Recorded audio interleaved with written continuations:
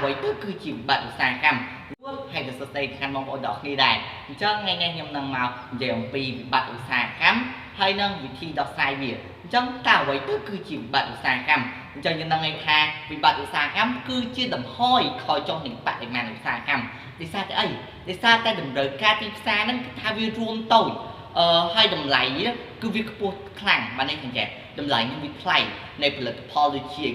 ជាសំណង់វាផលិតកម្មដែកគីមីនិងមូលដ្ឋានជាដើមនេះហ្នឹងទៅអញ្ចឹងតែគួរធ្វើដូចមិនដែរដើម្បីដោះស្រាយបញ្ហាទាំងអស់ហ្នឹងអញ្ចឹងដើម្បីដោះស្រាយនឹងបញ្ហាទាំងអស់ហ្នឹងគេត្រូវធ្វើស្វ័យប្រវត្តិតូបនីយកម្មគឺថាឧស្សាហកម្មដែលមានវិបត្តិការបាត់ឧស្សាហកម្មដែលគ្មានចំណេញហ្នឹងធ្វើឯកតេយ្យកម្មគឺសំដៅទៅលើអីសំដៅទៅលើការលើកកម្ពស់គុណភាពផលិតផលដែកថែបសម្លៀកបំពាក់ផលិតនឹងការជួយពង្រឹងដើមទុននេះអញ្ចឹងទៅអញ្ចឹងនៅក្នុងវីដេអូរបស់យើងគឺមានតែប៉ុណ្្នឹងឯងបើសិនអ្នកទាំងអស់គ្នាមានអ្វីឆ្ងល់អាច comment ចូលក្នុងវីដេអូនេះបានសូមអរគុណនិងសូមជម្រាបលាជួបគ្នានៅវីដេអូក្រោយបាយបាយ